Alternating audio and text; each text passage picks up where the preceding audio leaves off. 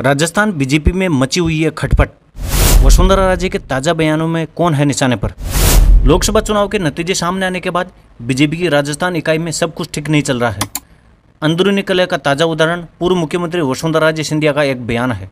हाल ही में पूर्व सीएम वसुंधरा राजे ने एक महत्वपूर्ण टिप्पणी करते हुए कहा कि वफादारी का वह दौर अलग था जब राजनीति में आगे बढ़ाने वाले का सम्मान किया जाता था और हमेशा उसका साथ दिया जाता था, लेकिन आज ऐसा नहीं होता।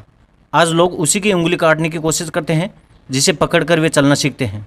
उनकी इस टिप्पणी पर अब काफ़ी चर्चा शुरू हो चुकी है और अलग अलग तरह के मायने निकाले जा रहे हैं। राजनीतिक जानकार वसुंधरा राजे के बयान को भाजपा आलाकमान और राज्य के पार्टी नेताओं की आलोचना के तौर पर देख रहे हैं।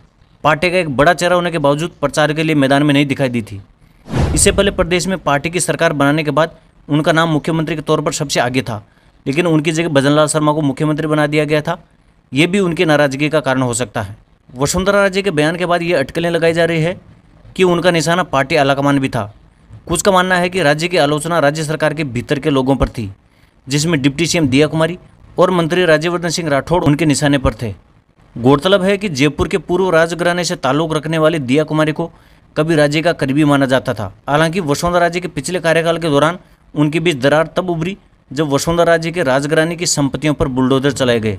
सूत्रों से पता चलता है कि अटकलें लगाई जा रही थी कि भाजपा आलाकमान दिया कुमारी को वसुंधरा राजे के विकल्प के तौर पर तैयार कर रहा है, जिसकी जानकारी वसुंधरा राजे को भी थी।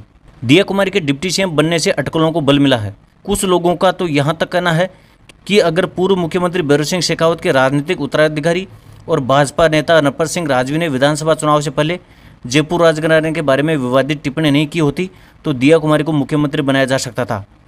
खेल मंत्री राज्यवर्धन सिंह राठौड़ के बारे में भी ऐसी अफवाहें हैं। हालांकि विधानसभा चुनाव के बाद वसुंधरा राजे कमजोर दिखाई दी थी, लेकिन लोकसभा चुनाव में भाजपा के खराब प्रदर्शन ने उनके गुट को और मजबूत कर दिया है।